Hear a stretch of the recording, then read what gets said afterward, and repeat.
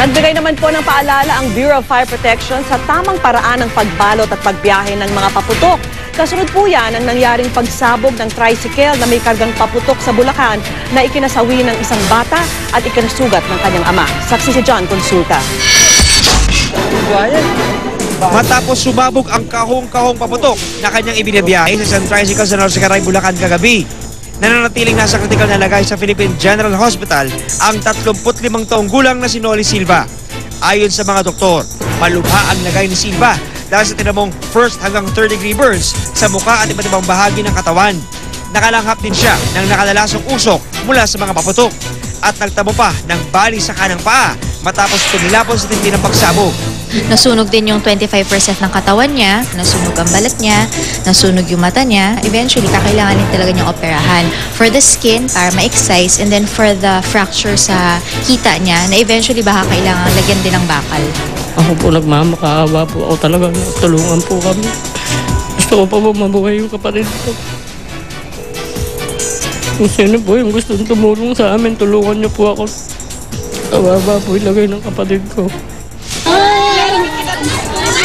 Doble ang dagok ng pamilya Silva habang kritikal ang lagay ng ama. Ang 6 taong gulang niyang anak na si John Ezekiel pinaglalamayan. Hindi tulad ng amang si Noli, hindi nakaligtas ang bata sa pagsabog. Kung sino man po yung may mababang puso na gustong tumulong.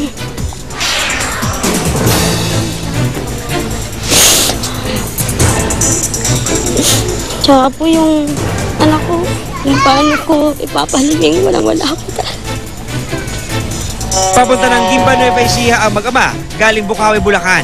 Batay sa investigasyon ng pulisya, sa layo raw ng biyahe, posible raw na nag-init ang husto ang tambutsyo ng tricycle at nainitan ang mga paputok na siyang naging dahilan ng pagsabog. Kumpirmado ring ilan sa mga dalang paputok ng mag-ama ay ipinagbabawal tulad ng plaplak.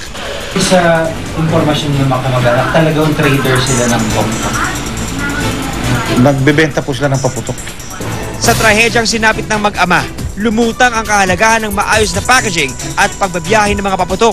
Sa pagbabalot, dapat walang espasyo para hindi aalog-alog kapag ibinyahe. Ilagay ito sa isang karton o plastic na dapat ay selyado para walang tumapong pulbura. Minsan may mga pulbura yan na nalalaglag. Pag kiskisan niya, nag-i-ignite, nagkakaroon ng friction, yun, simula na yun ang paglagablab niya. Sunod-sunod na yun. Sa mismong pagbiyahe naman, iwasang matapat ang anumang bahagi ng paputok sa tambutsyo ng sasakyan. Kung ikakarga sa tricycle, dapat ay malapitan lang ang biyahe dahil malog ito. At nasa biyahe man o kahit sa mga stopover, siguruhing malayo ang paputok sa nakasanding sigarilyo. Ako si John Consulta, ang inyong saksi. Samantala, nakahanda na po ang emergency room, gamot at mga medical tools sa mga